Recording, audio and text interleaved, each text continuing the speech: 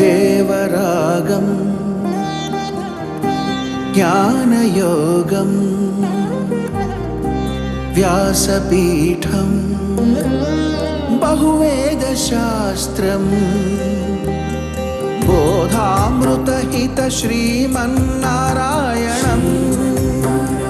శివగౌరీ సంభాషిత సకల పురాణం అష్టాక్షరి పంచాక్షరి మంత్రావరణం అఖిల దేవతా సంస్తుతి పారాయణం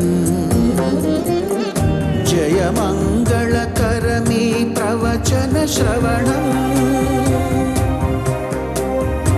అనుదినము శుభము సుఖము జీవన గమనం దేవరాగం జ్ఞానయోగం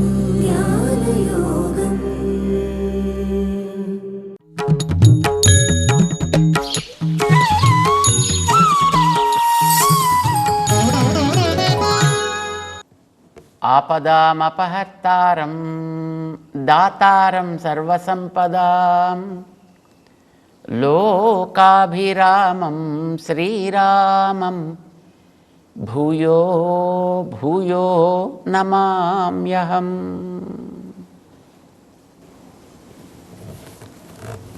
జై శ్రీమన్నారాయణ. ప్రియ భగవద్బంధువులారా, విషయం ఎంత గొప్పదైనా చెప్పేవాడికి దాని యందు ఎదటవాడికి అందించాలి అనేటటువంటి తపన, వినేటటువంటి వ్యక్తికి ఇది మనది ఇది మనకి అనేటటువంటి ఒక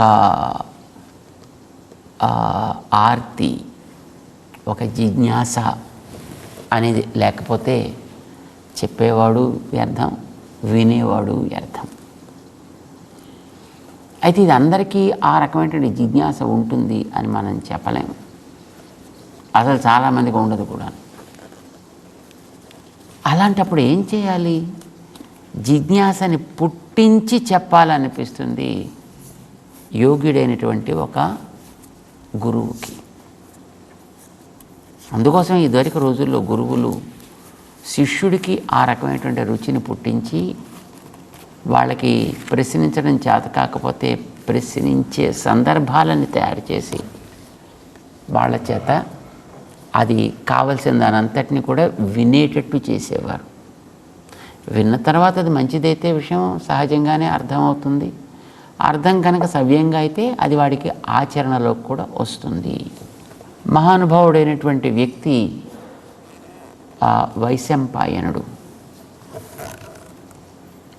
ఉత్తముడైనటువంటి ఆచార్యుడు, మంచి గురువు. పాండవ వంశంలో పుట్టినటువంటి వాడు జనమేజయుడు అని ఒక రాజు, పరీక్షిత్ వంశంలో వచ్చినవాడు అన్నమాట. ఆ జనమేజయ మహారాజుకి ఏదో కోపం వచ్చి ఆయన ఏదో సర్పయాగం చేశాడు. దాంట్లో మొత్తం సర్పాలన్నీ కూడా నాశనం చేయాలనుకున్నాడు. తర్వాత వచ్చి అతన్ని ఆపారు, కొంచెం శాంతించాడు మనిషి. రాజ్యపాలన చేస్తుండగా ఇంకోసారి ఇప్పుడు మళ్ళీ ఇలాంటి పాడు పనులు వీడు చేయకూడదు అని అంటే వీడికి కొంచెం ఆవేశం తగదు, ఆలోచన అవసరం. ఈ విషయం చెప్పాలి. ఆవేశం ఉండడం వల్లనే నీ పూర్వులంతా పాడయ్యారా నాయన. ఆలోచన ఉండడం వల్లనే పాండవులు బాగుపడ్డారా. ఆవేశం ఉండడం వల్లనే రావణాసురుడు నశించాడురా. ఆలోచన ఉండడం వల్లనే వాడి తమ్ముడైన విభీషణాదులు బాగుపడ్డారా. ఇలాంటివన్నీ చెప్పాలి. చెప్పాలంటే పూర్వుల యొక్క చరిత్రని చెప్పాలి. మనిషి బాగుపడాలంటే చరిత్ర వల్లనే బాగుపడాలండి. చరిత్రను తెలుసుకుని బాగుపడాలి. భారతాన్ని రచిస్తూ మహానుభావులు ఒక ప్రతిజ్ఞ చేశారు. మేము ఎందుకు రాస్తున్నామంటే భారతాన్ని ఏదో మీకు చెప్పాలి, మేమేదో రాయాలి గ్రంథాలని ముద్రించామని క్రెడిట్ సంపాదించాలి, లేకపోతే ఈ పుస్తకాలని సేల్ చేసుకుని ప్రాఫిట్స్ సంపాదించుకోవాలి. నో. ఎందుకని మరి రాస్తున్నారు మీరు? స్వం స్వం చరిత్రం శిక్షేరన్, స్వం స్వం చరిత్రం శిక్షేరన్. మీ ఆచరణని బాగు చేసుకోండి. ఇదివరకు ఇలా ఆచరించిన వాడు ఎట్లాంటి ప్రయోజనాన్ని పొందాడు? నష్టపోయాడా? సుఖపడ్డాడా? సుఖపడ్డాడంటే ఆచరణని మీరు సొంతం చేసుకోండి. నష్టపోయాడంటే అలాంటి ఆచరణకి తిలోదకాలు వదలండి, వాటిని మానేయండి. ఎవరి కోసం అంటే మీ ఊళ్ళో వాళ్ళకా, మా ఊళ్ళో వాళ్ళకా? పృథివ్యాం, ఈ భూమి మీద ఉండేటువంటి వాళ్ళు ఎవరికైనా సరే, సర్వమానవా,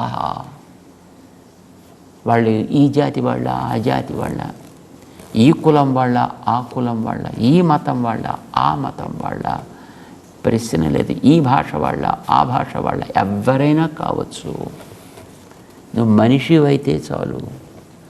మనిషిగా నీ బతుకుని సార్థకం చేసుకోవాలి అని అనుకుంటే, మనిషిగా నీ స్థానాన్ని పదిలంగా ఉంచుకోవాలని అనుకుంటే, మనిషిగా నీ తరాలు 10 కాలాల పాటు సాగాలి అని అనుకుంటే, స్వం స్వం చరిత్రం శిక్షేరన్ పృథివ్యాం సర్వమానవా. మీ బతుకుల్ని గురించి అర్థం చేసుకోండి. మీ బతుకుల్ని ఎట్లాగా బంగారు పంటలు పండించేటట్టుగా తయారు చేసుకోవాలో తెలుసుకోండి. వాటిని బండల పాలు చేయకండి. దానికి పెనకాతలు నడిచిన వాళ్ళ యొక్క కథ తెలియడం మీకు మంచిది. ఇదిగో నేను ఆ చరిత్రని మీకు ఇస్తున్నాను. అప్పుడు ఇచ్చాడు వేదవ్యాస భగవానుడు ఈ చరిత్రనంతటిని కూడా. చేత మనం ఎప్పుడైనా సరే పెద్దల చరిత్ర తెలుసుకోవాలంటే అదేదో వాళ్ళ ఘనత కోసం తెలుసుకోవడం కాదు, మన బతుకుని బంగారంగా పండించుకోవడం కోసం మనం తెలుసుకోవాలి. పాపం ఈ పిల్లవాడికి ఆవేశం ఎక్కువ, జనమేజయుడికి. కనుక ఇతనికి ఏదైనా చెప్పి మంచి మార్గంలో పెట్టాలి అని అనిపించింది ఆయనకి. సరే వచ్చాడు ఒక రోజున, నాయన మహానుభావ, చాలా నువ్వు ఎప్పుడూ కూడా రాజ పరిపాలన దక్షత కలిగినటువంటి మహానుభావుడివి కనుక ఆ వ్యవహారాల్లోనే తలమునకలై ఉంటున్నావు నువ్వు ఎప్పుడు కూడా. కానీ ఉండడం మంచిదే, కానీ నీ పెద్దల గురించి తెలుసుకోవడం కూడా నీకు చాలా మంచిదే. తెలుసుకోవడం వల్ల నీ జీవితాన్ని కూడా బాగు చేసుకోవచ్చు. చెప్తాను, మీకు సంభావన ఎంత ఇవ్వాలండి చెప్తానంటే, ఏం అక్కర్లేదు, నువ్వు వింటే చాలున్నాయా. ఓహో అలాగండి, అయితే ఒక బాధ్యత తగ్గింది. నేను లేకపోతే మనం ఫస్ట్ డీల్ కదా, ఇది చెప్పాలి అంటే నువ్వు ఎంత ఇస్తావు నాకు, మరి అంత నాకు నేను ఇవ్వగలను ఇవ్వలేను చూసుకోవాలి కదా. అదేం లేదని చెప్పాడు ఆయన. నువ్వు వింటే చాలు, నువ్వు బాగుపడితే చాలున్నాయా. So nice. సరే ఏం చెప్తారు సార్ అని అడిగాడు. అంటే మరి ఏం లేదయ్యా, భారతం చెప్తా, రామాయణం చెప్తా, ఇంతేనా అన్నాడు. అలాగా, చాలా సంతోషం. ఎంతసేపు పడుతుందండి అని అడిగాడు. మీరు చెప్పింది వినడానికి ఎంతసేపు అంటే, దానికి మనం వినేదాన్ని బట్టి ఉంటుందా, మనం కేటాయించే సమయాన్ని బట్టి ఉంటుందా. అప్పుడు అసలు ఎంత గ్రంథం అండి అసలు మీరు చెప్పదలుచుకుంది. పెద్దది ఎక్కువేం కాదు. రామాయణం ఉంది కదా, ఓ 24,000 శ్లోకాలయా. భారతం ఉంది కదా, ఓ 1,00,000 శ్లోకాల గ్రంథమా. గుండెల్లో పర్వతాలు పడ్డట్టు అయింది, రాళ్ళు కాదు. 24,000 శ్లోకాల రామాయణం, 1,25,000 శ్లోకాల గ్రంథమా భారతం. అంత వినమంటారా? నమస్కారం సార్, వెళ్ళొస్తాను, కొద్దిగా పని ఉంది అన్నాడు ఆయన. సరే పోనీ ఎప్పుడు రమ్మంటావు చెప్పా అంటే, ఎప్పుడు కుదరదండి, నాకు ఎప్పుడు అంత టైం ఇవ్వడానికి వీలు లేదండి, నా బోల్డని పనులు ఉన్నాయి సార్ అన్నాడు. పాపం చూశాడు ఆయన. సరే మళ్ళీ ఇంకోసారి ఇచ్చాడు. మళ్ళీ ఎప్పుడు వచ్చినా ఇదే కదా. సరే ఒకసారి అడిగాడు, పోనీ నువ్వు ఎంత టైం నువ్వు ఇవ్వగలను అనుకుంటున్నావు చెప్పా. మరి మీరు చూస్తేనేమో 1,00,000 గ్రంథాలు, ఇంకోటేమో 24,000 గ్రంథాలు. ఎక్కడ కుదురుతుంది? నాకు కుదరదు సార్. పోనీ నువ్వు ఎంత టైం ఇస్తే నువ్వు కుదుర్చుకోగలుగుతావు చెప్పు అంటే, కొద్దిపాటు అంటే పర్వాలేదండి. కొద్దిపాటు అంటే ఎంత చెప్పా అంటే, 1 గంట 2 గంటలు అయితే పర్వాలేదండి. 2 గంటలు ఏం చెప్తాడు? రామాయణం చెప్తాడా? బాగా భారతం చెప్తాడు ఆయన. 2 గంటలు చాలు. ఓకే, 2 గంటల టైం చాలా ఇస్తున్నావా నువ్వు? 2 గంటలంటే చాలా ఎక్కువ. నాకు అంత కూడా అక్కర్లేదులే. మరి ఎంత కావాలో చెప్పండి సార్ అంటే, నువ్వు పోనీ ఒక 5 నిమిషాలు టైం ఇవ్వగలవా? ఓ తప్పకుండా ఇస్తానండి. మీకు 10 నమస్కారాలు పెడతాను, నాకు 10 నిమిషాలు టైం అంటే తప్పకుండా ఇచ్చేస్తాను సార్. నాకు 10 నిమిషాలు కూడా అక్కర్లేదా? 5 నిమిషాలు కూడా అక్కర్లేదా? ఒక 5 సెకండ్స్ చాలు నాకు, అంతే, నీకు చెప్పేసి పోదామని. మళ్ళీ నమస్కారం సార్, చెప్పండి సార్ వెంటనే. అదేమిటో అంటే మరేం లేదయ్యా, ద్వౌ మూఢ పురుషౌ లోకేస్మిన్, ఈ లోకంలో 2 పరమ మూర్ఖులు ఉన్నారట. తెలిస్తే మంచిదని చెప్పిపోదామని వచ్చాను. లేచిపోయి బయలుదేరి తగిన మూటములు సర్దుకుని. 2 మూర్ఖుల మొత్తం ప్రపంచంలో. సరే, ఇంకా మీరు 5 నిమిషాల టైంని ఇచ్చాను కదా, మీకు 5 నిమిషాలు పూర్తి కాలేదు కదండి. మీరు ఇంకా 5 సెకండ్సే కదా మీరు చెప్పేశారు. సరే ఏమండి, మీకు 2 కనిపించారా? ఇంకెవరు కనిపించలేదా మీకు? ఏంటి మొత్తం ఇంత ప్రపంచంలో అంటే అంతేనయా? వాళ్ళిద్దరి గురించి తెలుసుకుంటే చాలా, ఇంకేం అక్కర్లేదా? మరి వాళ్ళ పేర్లేనే చెప్పకపోతే ఎలా సార్? మీరు వారు 2 అని చెప్పారు, వాళ్ళ పేర్లు ఏమిటో చెప్పండి సార్. మరి నీకు టైం లేదు కదా? టైం లేదంటే ఏదో కనీసం ఆ మాత్రం తెలుసుకోవడానికి పెద్ద పర్వాలేదు కదండి. చెప్పండి, వాళ్ళ పేర్లు ఏమిటో చెప్పండి. మరి ఎప్పుడైనా వాళ్ళు ఎక్కడి నుంచైనా వస్తే మరి వాళ్ళ పేర్లు అడిగి ఆ పేర్ల వాళ్ళైతే వాళ్ళని దూరంగా పెట్టాలి కదా. పోనీ పేర్లు చెప్పండి సార్. చెప్తా. ద్వౌ మూఢ పురుషౌ లోకేస్మిన్ దుర్యోధన దశాననౌ. ఓ ఆయన పేరు దుర్యోధనుడి పేరు, ఓ ఆయన పేరు దశకంఠుడు అని పేరు. వెళ్ళొస్తాను చాలు, ఈ మాత్రం టైం ఇచ్చావు నువ్వు, చాలా థ్యాంక్స్ అన్నాడు ఆయన. బయలుదేరుతున్నాడు. సరే సార్, సరే రండి సార్. మీరు వాళ్ళ పేరు చెప్పి వెళ్ళిపోతారా సార్? వాళ్ళని ఎందుకు మీరు అంత మూర్ఖులుగా ఐడెంటిఫై చేశారండి? మాకు చూస్తే అంతా మా చుట్టూ అంతా మూర్ఖులే కనిపిస్తున్నారు మాకు. మీకు కరెక్ట్గా 2 మీరు ఐడెంటిఫై చేసి చెప్తున్నారు. ఎందుకు వాళ్ళు అంత మూర్ఖులు అయ్యారు సార్ అంటే, నీకు టైం లేదు కదా. ఏం చేశారో చెప్పండి చాలు, పర్వాలేదు. గోగ్రహం వనభంగంచ దృష్ట్వా యుద్ధం ముహుర్ముహు. ఆయన గోగ్రహణం జరిగింది చూసి ఒక ఆయన యుద్ధం ముహుర్ముహు, వాడు తగుదునమ్మా అని యుద్ధం చేశాడు ఆయన. వనభంగంచ, అడవి తగలబడ్డం అంతా చూశాడు ఆయన. చూసి కూడా మళ్ళీ తగుదునమ్మా అని మళ్ళీ యుద్ధానికి సిద్ధపడ్డాడు. ఇంతేనయ్యా? అదేమిటండి, వనానికి తగలబెట్టడానికి సిద్ధపడితే యుద్ధం చేయడం ఏమిటండి? ఎక్కడిది ఆ వనం? ఏమిటి ఆ వనం? ఎవరిది ఆ వనం? ఎందుకు తగలబెట్టాడు ఆయన? ఎవరు తగలబెట్టాడు? ఎలా తగలబెట్టాడు? ఆవిడ తోక కాలిస్తే తగలబెట్టాడు కదా. తోక అదెవరిదండి? అది ఆంజనేయుడి తోక కదా, కాల్చాడు కదా ఆంజనేయుడి తోకని. ఆంజనేయుడి తోకని ఎందుకు కాల్చారండి? ఎవరు కాల్చారు? మరి రాక్షసులంతా కాల్చలా అంటే వాళ్ళు ఎందుకు కాల్చారు సార్? అంటే మరి రావణాసుడు చెప్పింది అదే కదా, ఆయన ఎందుకు చెప్పాడు సార్? అంటే మరి వాళ్ళ తమ్ముడు గారు ఇచ్చిన సలహాని బట్టి వాడిదే వాళ్ళ ప్రాణం తీసేద్దాం అనుకున్నాడు. కానీ వాళ్ళ తమ్ముడు చెప్పాడు, ఒరేరా తీకిరా, వాడు దూత కదా అని చేత తీయడం మంచిది కాదు, వాడికి దండన విధిస్తే చాలును, వాడికి అవమానం కలిగేటట్టుగా దండన విధించాలి, అది చూసి మిగతా వాళ్ళందరికీ బుద్ధి వస్తుంది, అందుకోసం తగలబెట్టాను. దాన్ని ఎందుకు తగలబెట్టారండి? అంటే మరి కోతులకి తోకంటే ఇష్టం కదా, అందుకోసం దానికి ఇష్టమైన దాని కనుక కాల్చినట్లయితే అప్పుడు దానికి ఒక దుఃఖం కలుగుతుంది, బాధ కలుగుతుంది. బాధతో వెనక్కి వెళ్ళి ఎవరు పంపించారో వాళ్ళందరికీ చెప్తుంది, చెప్తే మిగతా వాళ్ళకి బుద్ధి వస్తుంది. అంటే అదేమిటి సార్, మరి ఆంజనేయుడికి తోక కాలిస్తే ఏం చేశాడు? ఏం చేయడం వీడు మొత్తం అశోక వనాన్ని అంతటి తగలబెట్టాడు కదా, లంకా నగరాన్ని అంతటిని మొత్తం కాల్చిపెట్టాడు. దాన్ని ఎందుకు కాల్చిపెట్టాడండి? అంటే మరి రావణాసుడు బుద్ధి రావక్కర్లే అంటే వాడి బుద్ధి ఏమైందండి? అంటే ఎందుకండి ఇక్కడ అందులో అశోకవనాన్ని ఎందుకు కాల్చాడండి? అంటే మరి అశోకవనంలోనే కదా సీత ఉంది. అదేమిటండి, సీతమ్మ రాముడి దగ్గర ఉండాలి కదండి, అశోకవనంలోకి ఎందుకు వచ్చి? మరి రావణాసుడు పట్టుకొచ్చి పెట్టింది అక్కడే కదా. అంటే రావణాసుడు అశోకవనంలోకి సీతని ఆయన ఎందుకు పట్టుకొచ్చాడు సార్? అంటే మరి వాడు అక్కడికి మాయవేషం వేసుకుని వెళ్ళలే, ఎక్కడికి వెళ్ళాడు సార్? అంటే పంచవటి దగ్గరికి. అంటే పంచవటి దగ్గర ఎవరు ఉన్నారు సార్?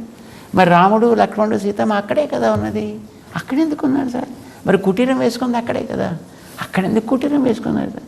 మరి 2.5 ఏళ్ళు ఉండాలి అని వాళ్ళు అక్కడే కదా వేసుకున్నారు. అంటే 2.5 ఏళ్ళు ఏంటండి? అంటే మరి వనవాసం చివరికి వచ్చేసింది కదా, అంటే చివరి 2.5 ఏళ్ళు 3 ఏళ్ళు అక్కడే ఉందాం అనుకున్నారు. అంటే అసలు ఎంతకాలం వనవాసం? మరి వాళ్ళు 14 ఏళ్ళు మరి వనవాసం చేశారు కదా, అది ఎందుకు చేశారు సార్? అంటే మరి వాళ్ళు అడవిలో తిరగాల్సి వచ్చింది కదా, మరి వాళ్ళంతా అడవిలో ఉండాల్సి వచ్చింది కదా, వాళ్ళు 14 ఏళ్ళు అడవిలో ఎందుకున్నారు సార్? మరి వాళ్ళ నాన్నగారు పంపించింది అక్కడికే కదా, ఆయన ఎందుకు పంపించాడు సార్? మరి వాళ్ళ ఆవిడ కోరింది కదా ఆయన్ని, ఆవిడెవరు సార్? అంటే ఆవిడ కైకమ్మ మరి వాళ్ళ 3వ భార్య కదా, అంటే ఇంకో 2 ఉన్నారు సార్. మరి కౌసల్యమ్మ సుమిత్రమ్మ అని ఇంకో 2 కూడా ఉండేవాళ్ళు కదా. మరి ఈవిడికి ఎందుకు ఆ బుద్ధి పుట్టిందండి? మరి ఆయన వరం ఇచ్చాడు కదా ఈవిడికి అంతకుముందు, అది ఎప్పుడు సార్? అంటే అప్పుడు దేవదాన యుద్ధంలో ఇచ్చాడు కదా.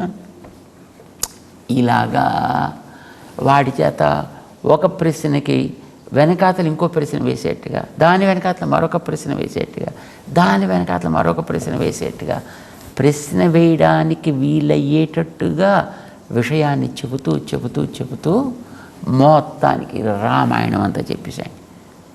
పాపం ఆ పిచ్చి రాజుకి తను అడుగుతున్నాను వింటున్నాను ఇంత టైం గడుస్తోందని కూడా తెలియలా, మొత్తం రామాయణం అంతా చెప్పాడు. అంత చెప్పేసిన తర్వాత అంత పరాక్రమం కలిగిన ఒక్క వానరం లంకా నగరాన్ని అంతటిని కూడా మొత్తం అల్లకల్లోలం చేసి పెట్టి కాల్చి పారేస్తే కూడా అలాంటి వానరాల రాజైన సుగ్రీవుణ్ణి తోడు పెట్టుకొని, అలాంటి పరాక్రమం కలిగిన వానరులను తోడు పెట్టుకొని లంకా నగరానికి మధ్య సేతువు నిర్మాణం చేసుకుని లంకానగరంలో ప్రవేశిస్తే అలాంటి వాళ్ళతో వెంటనే సంధి చేసుకోక యుద్ధం చేశాడు రావణాసురుడు. బతుకుతాడా? ఒక్కడొచ్చి మొత్తం ఊరినందటిని ఎంతమందిని పంపించినా చివరికి తన కొడుకును కూడా ప్రాణం తీసినటువంటి ఒక్క వానరం. అలాంటివి ఎన్నో వానరాలు వస్తే తగుదునమ్మా అని యుద్ధానికి సిద్ధపడ్డాడు, ప్రాణం పోగొట్టుకున్నాడు రావణాసురుడు. అందుకే వాడు మూర్ఖుడయ్యాడయ్యా. అబ్బా, ఎంత బాగా చెప్పారు సార్ మీరు. అంటే మనం జాగ్రత్తగా ఆలోచించి చేయాలన్నమాట పనులని. కరెక్ట్. అందుకోసం అలా చేసిన వాళ్ళు 2, అందులో ఒకడి గురించి చెప్పాను నీకు, వెళ్ళొస్తాం. మరి అంటే ఒకడి గురించే కదండి మీరు చెప్పారు. మరి 2వ వాడు ఎవడు సార్? వాడే సుయోధనుడు. వాడు కూడా ఇలాగే పాడు పని చేశాడు. వాడేం పాడు పని చేశాడు సార్? గోగ్రహణం చూసి కూడా మళ్ళీ యుద్ధం చేశాడు కదా. గోగ్రహణమా? అది ఎక్కడ? మరి ఉత్తర దిశలో గోగ్రహణం జరగలే? దేనికి ఉత్తర దిశలో సార్? అదే మరి ఆ విరాట్ నగరానికి ఉత్తర దిశలో కదా గోవులని తిరుగుతుండేవి. వాటిని అన్నిటినీ కూడా పట్టుకెళ్ళిపోయారు. చూసి కూడా యుద్ధం చేశాడు వాళ్ళతో. ఎవరు పట్టుకెళ్ళారు సార్? అంటే మరి అర్జునుడే కదా మళ్ళీ వాటన్నిటిని కూడా జాగ్రత్తగా పట్టుకొచ్చింది వాడి. అంటే ఎక్కడి నుంచి పట్టుకొచ్చాడు సార్? మరి కౌరవులంతా మరల్చుకుపోతుండలా, ఆపేసి వాళ్ళందరికీ మళ్ళీ వీటన్నిటి వెనక్కి మరల్చుకురాలా? కౌరవులు వాళ్ళు ఎందుకు పట్టుకెళ్ళారు సార్? అంటే మరి అజ్ఞాతవాసాన్ని బయట పెట్టాలంటే మరి ఏదో చేయాలి కదా. అంటే అజ్ఞాతవాసం అదెవరు చేసేది సార్? మరి పాండవులు చేసిన అజ్ఞాతవాసమే కదా. అంటే ఎంతకాలం చేశారు? మరి 1 ఏడాది పాటు చేయాలా? ఎందుకు చేశారు సార్? మరి అరణ్యవాసం అయిపోయాక అదే కదా చేయాల్సింది. అరణ్యవాసం అది ఎవరు చేసేది సార్? మరి పాండవులు చేసిన అరణ్యవాసం కదే. అది ఎంతకాలం అంటే 12 ఏళ్ల పాటు. అది ఎందుకు చేయాల్సి వచ్చింది సార్? అంటే మరి ఓడిపోయిన తర్వాత షరత్ అదే కదే. దేంట్లో ఓడిపోయారు సార్ అంటే మరి జూదంలో అది ఎందుకు ఆడారు సార్? ఇలాగా ప్రశ్నల పైన ప్రశ్నలు వాళ్ళు పుట్టేట్టుగా చేసి అతనికి ఆ జిజ్ఞాస తీర్చడానికా అన్నట్టుగా వైశంపాయన మహర్షి మొత్తం జనమేజయ మహారాజుకి భారతం వాళ్ళ వంశపు చరిత్రని అంతటినీ కూడా మొత్తం 1,00,000 గ్రంథాన్ని 24,000 శ్లోకాల రామాయణాన్ని మొత్తం అంతటినీ ఉపదేశం చేసేసాడు. ఎంత గొప్ప యోగుడైనా నాకు వినడానికి తీరిక లేదు, అబ్బా పనులతోటి నేను మునిగిపోతున్నాను అని సమయం ఒక 5 నిమిషాలు అరగంట కూడా ఇవ్వడానికి ఇష్టపడనటువంటి రాజుని అతనికి తెలియకుండానే అతనిలో జిజ్ఞాస కలిగి అతనే ప్రశ్నలు వేసి సమాధానాలను పొంది అందులోంచి మళ్ళీ ప్రశ్నలు పొంది అందులో మళ్ళీ దానికి సమాధానాలు పొందగలిగేటట్లుగా ఉపదేశం చేయగలిగాడంటే ఎంత యోగ్యుడైనటువంటి గురుత్తముడవుతాడైనా మహానుభావుడు అతనికి అట్లా ఉపదేశం చేశాడు. అదే క్రమంలో మానవాళికి అంతటికి కూడా తత్వజ్ఞానం కలగాలి అంటే తత్వోపదేశం చేయాలి. ఎవడడుగుతాడు తత్వోపదేశాన్ని గురించి? ఎవడికి కావాలి తత్వాన్ని గురించి?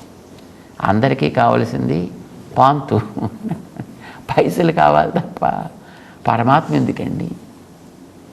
అందరికీ కావాల్సింది చక్కటి దర్శనం ఎందుకు కనుక ధనం కావాలి. కానీ అందుచేత ప్రతివాడు రకరకాలైనటువంటి విషయాల వెంట పరుగులు పెడుతూ దాంతో జీవితాలని రకరకాలుగా మార్చుకుంటుంటే వీళ్ళందరికీ కూడా తత్వబోధ అవసరము, తత్వజ్ఞానం అవసరము, తాత్విక దృష్టి వీళ్ళకి కలిగించాలి అనేటటువంటి తపనతోటి ఎవడు వింటాడా, ఎవడు అర్థం చేసుకుంటాడా, ఎవడు ప్రశ్నిస్తాడా అలాంటి వాళ్ళకి నేను చెప్పాలి అనేటటువంటి కోరికతోటి భగవానుడు అవతరించాడు శ్రీకృష్ణుడై. ఆయన దొరక్క పాప అర్జునుడు లాంటి ఒక బుద్ధిమంతుడిని పట్టుకొని తనకి శిష్యుడిగా చేసుకుని ఉన్నవాళ్ళల్లో కాస్త ఉత్తముడు ఆయన. కాస్త మరీ ఆవేశం కలిగిన వాడు కాదు, అలానే మరీ పరమ సాత్వికుడు కాదు, కాస్త మధ్యస్థంగా ఉండేటువంటి వ్యక్తి కనుక అట్లాంటి వ్యక్తి ద్వారా లోకం తరిస్తుంది అనే భావనతోటి ఆయన్ని సిద్ధం చేసుకుని ఒక పెద్ద యుద్ధ సన్నివేశాన్ని ఏర్పాటు చేసి తాను సారథిగా అందులో ఉండడానికని నిర్ణయం చేసుకుని సర్వలోకాల్ని శాసించగలిగేటటువంటి పరమాత్మ సాక్షాత్తు సంపదలకి నిలయమైనటువంటి శ్రియపతి అయినటువంటి మహానుభావుడు. సకల విభూతి తన చేతుల్లో ఉంది కనుక ఆయన పేరు సర్వహ అని పేరంటారు. ఆయన ఈ చేతనాత్మకంగా ఉండేటువంటి వాటి అన్నిటినీ కూడా తన ఆధీనంలో నడపగలిగే వ్యక్తి కనుక సర్వహ అని పేరు ఆయనకి. మన ఈ సహస్రనామాల్లో తెలుస్తుంది. సర్వశివస్థాణు సర్వుడు అని అంటారు. అలాంటి మహానుభావుడు ఈ లోకంలో లోకాలకి ఉపకారం చేయాలి అని ఒక మానవ రూపాన్ని ధరించి అర్జునుడికి సారథిగా అతని ముందు కూర్చుని అతడికి జిజ్ఞాసని పుట్టించి అతని ద్వారా లోకాన్ని తరింపజేయడం కోసం చేసిన మహోపదేశం భగవద్గీత. అందులో మొదటి 6 అధ్యాయాల్లో ఆత్మతత్వాన్ని చెప్పి చిత్తత్వం అని అంటాం, అచిత్తత్వం అని అంటాం. చేతనాలు ఈ ప్రపంచంలో ఉండేటువంటి వాటన్నిటి గురించి ఒక సమగ్ర అవగాహన కలిగించి దాని తర్వాత ఈ రెంటిని నియమించేటువంటి ఈశ్వరతత్వాన్ని ఉపదేశం చేయాలి. ఆ ఉపదేశం చేయడం దాని గురించి అడగాలి ఆ పెద్ద మనిషి. కానీ మరి ఎలా అడుగుతాడు అతను? అందుకోసమని తను చెప్పాడు అతనికి, అర్జున ఆత్మతత్వాన్ని తెలుసుకోవడం యోగము అని అంటామయా, చాలా సంతోషం, నీకు తెలుసుకుందామని కోరిక కలిగింది, నువ్వు యోగి అవుదామని అనుకుంటున్నావు. కానీ యోగి ఒకళ్ళు, ఇద్దరు, ముగ్గురు, కొంతమంది ఉంటారు లోకంలోనే ఎలాగో ఇలాంటి ప్రయత్నం చేసేటువంటి వాళ్ళు. అలాంటి వాళ్ళందరిలోకి కూడా నిజంగా వాడు తన గురించి తెలుసుకోవడం అంటే తన నడిపే తత్వాన్ని గురించి కూడా తెలుసుకోవడం కనుక అది నేనే.